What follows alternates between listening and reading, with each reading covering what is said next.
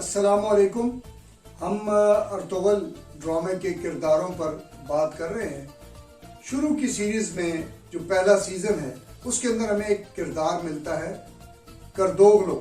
یہ وہ کردار ہے کہ جو ہر زمانے کے اندر مسلمانوں کے اندر موجود ہوتا ہے، جو دل کی آنکھوں سے نہیں، دماغ کی آنکھوں سے نہیں، بلکہ مفاد اور اپنے پیٹ کی آنکھوں سے مسلمانوں کے اور اپنے ذاتی مفاد کو دیکھتا ہے.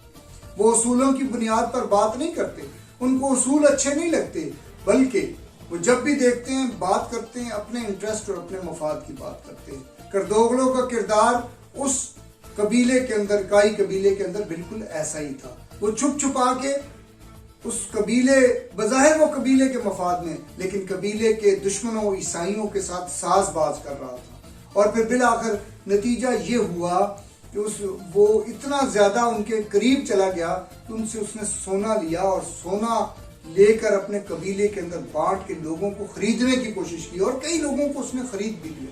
خرید کر کیا کرتے ہیں؟ اس کے لیے ترتیب اور نعرہ اور سلوگن تو یہی ہوتا ہے کہ یہ اس قبیلے کے مفاد کی بات ہے، یہ مسلمانوں کے ملکوں یا صوبوں کے مفاد کی بات ہے. لیکن عملاً وہ اس کی بات ہوتی ہے، وہ پیٹ کی بات ہوتی ہے. صرف اپنے پیٹ سے دیکھنے والے لوگ، ایسے لوگ ہمارے معاشرے کے اندر بھی موجود ہیں.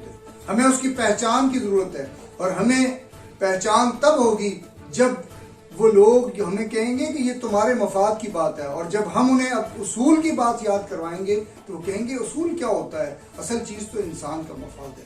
ایسے لوگ یہ غدار بھی ہوتے ہیں، یہ معاشرے کے لیے زہر بھی ہوتے ہیں، اور یہ مسلمانوں کے معاشرہ اس کو توڑ پھوڑ دیتے ہیں، اس کو ختم کر دیتے ہیں.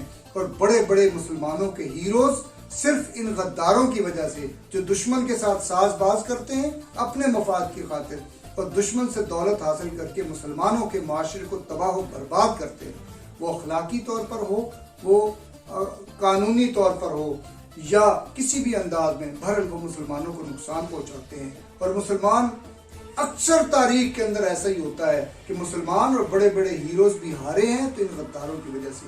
آئیے اپنے معاشرے کے اندر بھی ذرا اپنی آنکھیں کھلی رکھیں، کہیں ایسا نہ ہو کہ ہم پھر سے اس کے لیے ایسے ہی کرداروں کو اپنے معاشرے کے اندر فروغ دینے والے ہوں. اللہ کرے کہ ایسا نہ ہو اور ہمارے معاشرے ایسے کرداروں سے عاری ہو جائے. یہ ہمارے لیے بہتر ہے. ہمیں مال و دولت سے زیادہ اپنا ایمان اور اپنے اصول وہ عزیز ہیں. اللہ کرے ایسا ہو اور ایسا ہی ہم سوچیں. بہت شکریہ. السلام علیکم.